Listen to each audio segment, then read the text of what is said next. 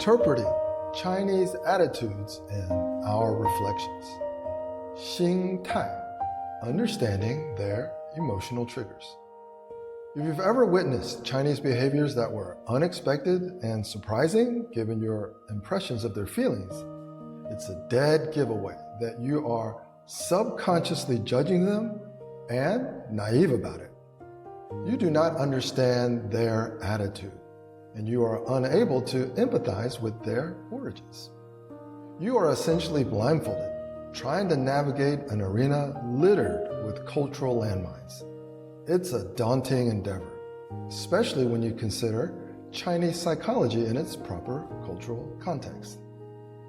The key words in this chapter are Xīntài, which is their attitude, state of their psyche, way of thinking or mentality, 委屈, which is to feel wronged and left with a grievance. 焦虑, it's translated as anxious, worried, or apprehensive. 利益关系, which is the mutual stake, interest, and concern between two parties.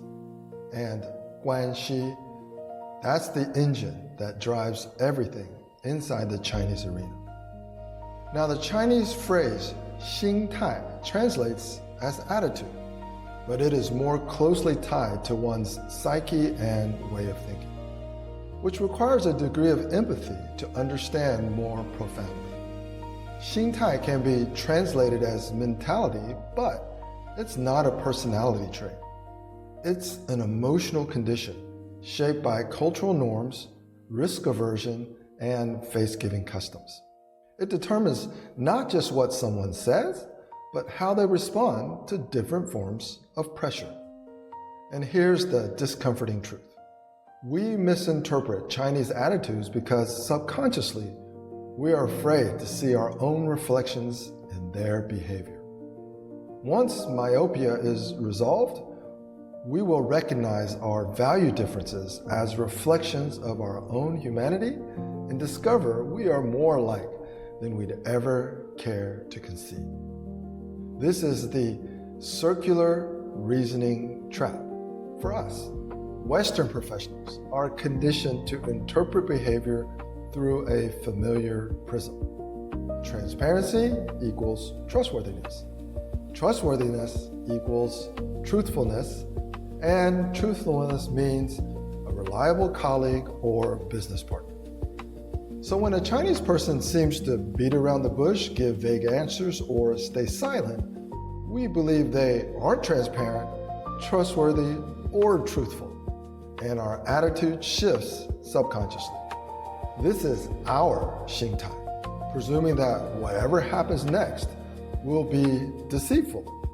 So our distrust and skepticism become a self-fulfilling prophecy. Our mood establishes the tone, and the universe follows that rhythm. But our reaction reveals as much about our own attitude as it does theirs. And if we look carefully, we can see their concerns in our own reflections. We want to be able to trust our counterparts, but for them, trust depends on the level of Guanxi. We want reliable information to make better decisions and determine the proper course of action. But for them, the way forward is determined through the continuous exchange of goodwill, reciprocity, and face-giving gestures. We want predictability, but for them, 利益关系 determines how all parties will behave. It also sets the expectations for everyone involved. So fundamentally, we all want the same things. We just need to reimagine their attitudes in our own reflection. Chinese attitudes shift dramatically in line with their perceptions. So perception management in China requires us to proactively monitor adverse forces and their consequences. For example, public criticism will cause a loss of face that results in anxiety and retribution. Unexpected changes in direction will cause anxiety, due to the added uncertainty.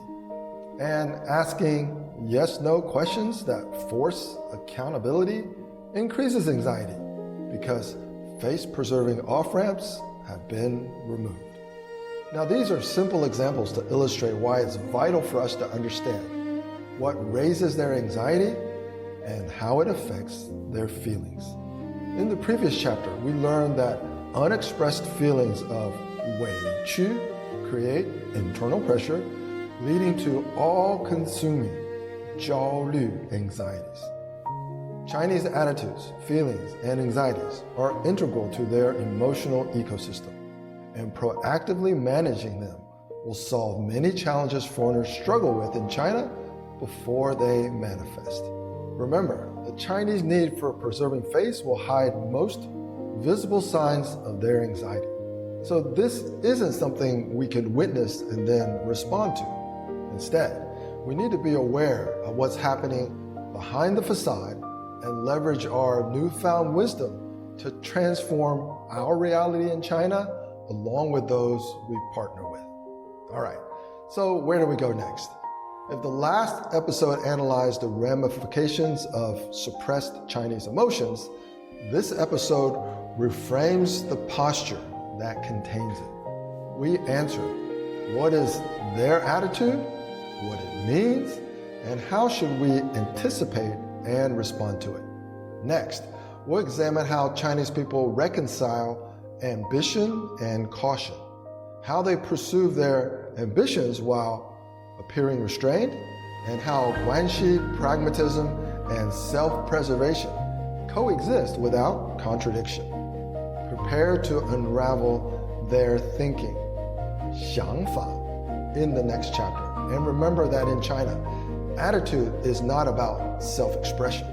It's about navigating emotions in a system where face dominates everything. And sometimes, the clearest understanding to their attitude begins with examining our own.